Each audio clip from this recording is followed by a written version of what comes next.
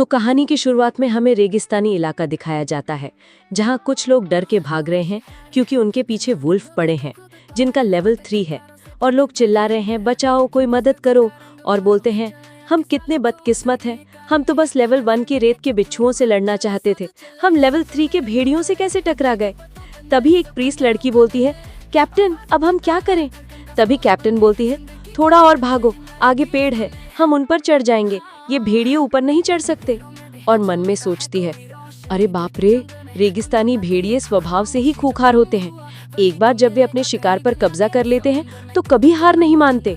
और भागते हुए बोलते हैं, पिछली लड़ाई में घायल हो गए थे और हमारे हथियारों की हालत भी खराब है।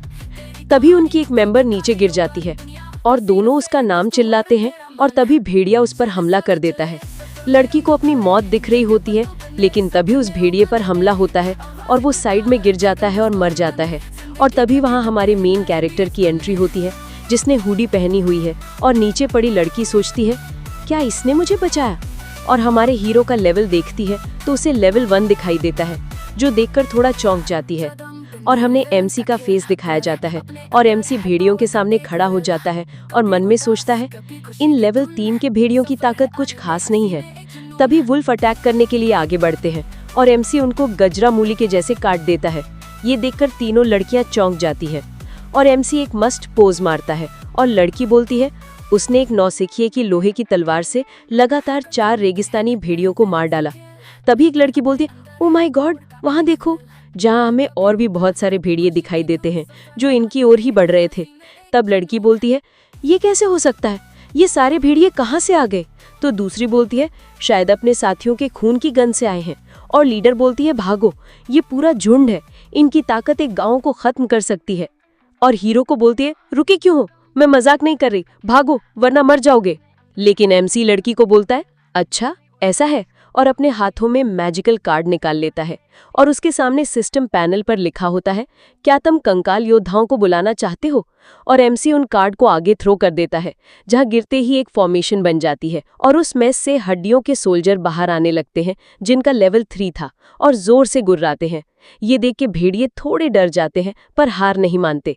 और एमसी सोचता है, तो फिर देखते हैं कि पहले किसको टुकड़े टुकड़े किया जाता है। और शैडो सोल्जर आगे बढ़ते हैं और भेड़िए भी आगे बढ़ते हैं। एक खतरनाक लड़ाई होती है जहां एमसी भी साथ में लड़ाई कर रहा है और कुछ देर में सबको खत्म कर देता है। और उसके सामने सिस्टम पैनल आता है जिसमें लिखा होता है, बधाई हो, आपने 16 भेड़ियों को खत्म कर दिया, अब आप इनके दांत ले सकते हैं। फिर एमसी उनको भी अपने समन कार्ड में ऐड कर लेता है और लड़की बोलती है, कैप्टन क्या मैं अपना देख रही हूँ, इसने अकेले ही इतने भेड़ियों को खत्म कर दिया। और एक लड़की आगे बढ़कर एमसी से बोलती है, माफ कीजिए, क्या आप कोई जादूगर है, आपने अभी जो इस्तेमाल किया वो किसी समन मंत्र जैसा लग रहा था, मैं भी एक जादूगर हूँ लेकिन मैंने कभी ऐसा नहीं किया। तब मैक बोला, किसने कहा कि मैं जादूगर हूँ। तो मेज बोलती है, तो क्या हो तुम। तब एमसी मन में सोचता है, मेरे पास जो है वो एसएसएस रैंक का फॉरबिडन टैलेंट है। और हमें एक स्किन पर एमसी के स्टैट्स दिखाए जाता है। फिर एमसी हमें अपने बारे में बताता है कि मेरा नाम लीन यान है, मैं ब्लू स्टार से हूँ और 3 साल पहले वैज्ञानिकों ने एक विशाल रहस्यमय खगोलीय पिंड, जिसे दानव तारा कहा गया, को अचानक नीले तारे के पास आते देखा।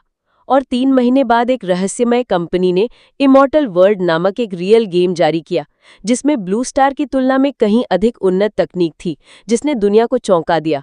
और उनके द्वारा एक हेलमेट बनाया गया जिससे इस गेम को खेल सकते थे। और इसमें कई नए नए अवतार मिलते और लोग डीमन के खिलाफ लड़ते रहे और उनका लेवल अप होता गया। पहले तो किसी ने इतना ध्यान नहीं दिया इस गेम पर, लेकिन जब गेम की दुनिया की शक्ति असल दुनिया में जागनी शुरू हुई तो उन्हें हीरो कहा गया और लोगों का इंटरेस्ट और बहुत ही बढ़ गया। और कहीं बुरे लोगों ने इससे मानवता को नुकसान पहुंचाना शुरू कर दिया, जिन्हें एविल गॉड का अनुयायी कहा गया। और एक मॉन्स्टर की वेव में मेरे माता पिता की मौत हो गई। मानवता ने विश्व भर से सभी चुने हुए लोगों की शक्ति एकत्रित कर उनसे लड़ने का प्रयास किया, लेकिन उन्हें बार बार तारों वाले दुष्ट ईश्वर के अनुयायियों द्वारा हरा दिया गया। और आखिरी बैटल में मेरी भी मौत हो गई थी। लेकिन मैंने कभी उम्मीद नहीं की थी कि 1 घंटे पहले मेरा पुनर्जन्म हो जाएगा। उस समय पर वापस लौट जाऊंगा जब मैंने पहली बार अमर दुनिया में प्रवेश किया था।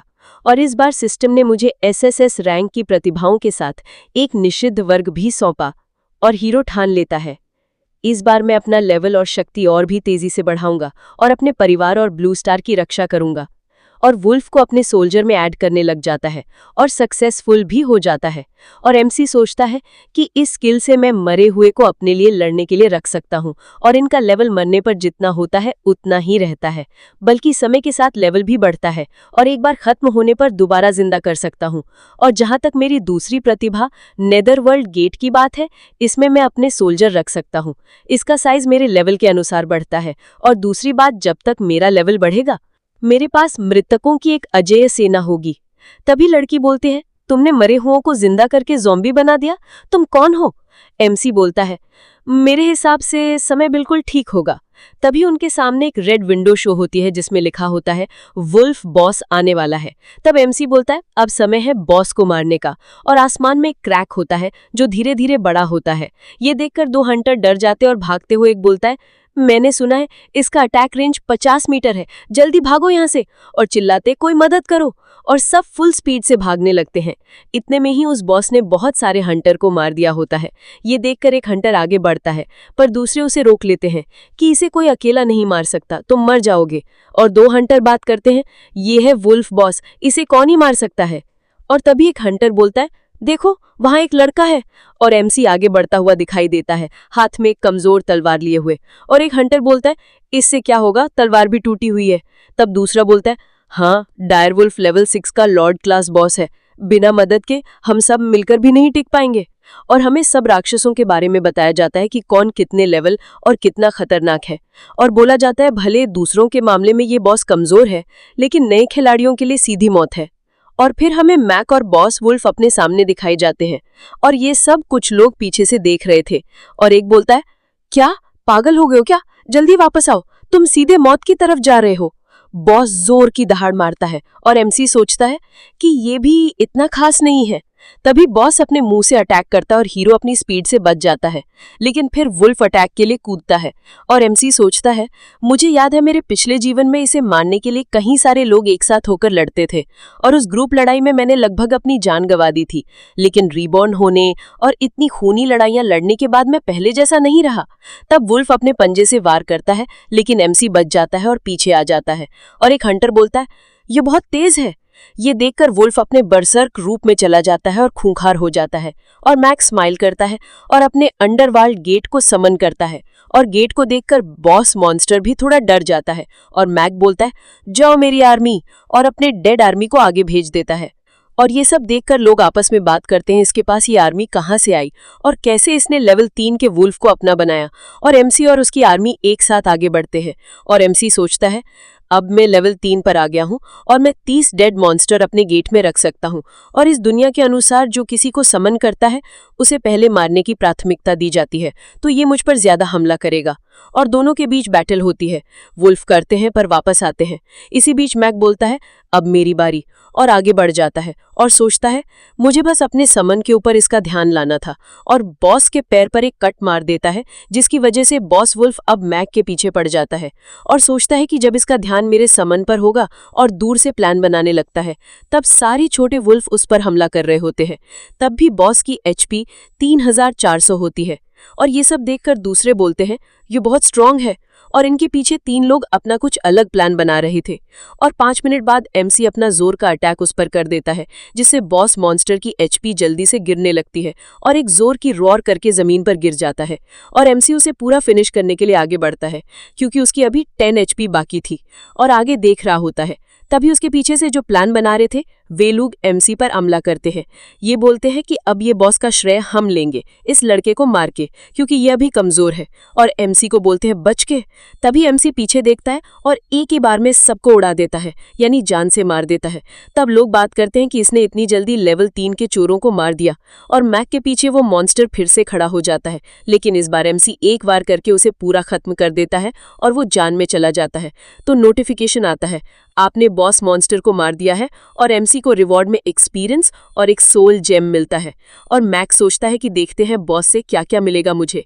और उसके सामने 2 आइटम आते हैं, एक सोल जेम और दूसरा एक बॉक्स। और एमसी सोल जेम की खासियत को देखता है, जो कि मुझे समझ नहीं आई।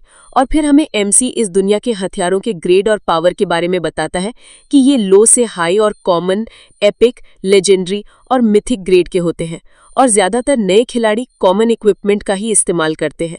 और 2 घंटे पहले मैंने अपने सोल्जर से छिपकलियों का ध्यान भटकाकर उनके खजाने से एक दुर्लभ कपड़ा ले लिया था, जिसका ग्रेड भी अच्छा था और उससे मेरी पावर भी बढ़ जाती है। और सिस्टम के सामने सोचता है इस दुनिया में कुछ भी मिल सकता है, और फिर उस बॉक्स को ओपन कर देता है। और उस बॉक्स से एमसी को स्वॉर्ड, रिंग, पोशन और एक स्क्रोल मिलता है, जो भी अच्छे ग्रेड और यूजफुल आइटम थे। और मैक्स सबको पढ़ के अपनी इन्वेंट्री में रख लेता है। और फिर एमसी का लेवल 1 से बढ़ जाता है। ये देख के एमसी भी खुश हो जाता है, क्योंकि एमसी को हर लेवल अप के बाद 5 यूनिक पॉइंट मिलते हैं, जिसे वो अपनी शक्ति या मेंटल पावर में डाल सकता है। और सोचता है कि इस लेवल अप के बाद इस रेगिस्तान में मेरे बराबर कोई नहीं है। फिर एमसी की पैनल दिखाई जाती है, जिसे देखकर बोलता है भले ही मैंने अपने ज़ॉम्बी सोल्जर गवा दिए, पर इस लेवल अप के बाद मैं 40 ज़ॉम्बी अपने गेट में रख सकता हूँ। और फिर उस बॉस के पास बढ़ जाता है, उसे भी अपना गुलाम बनाने के लिए, और अपना डार्क मैजिक यूज करके उसे भी अपना गुलाम बना लेता है,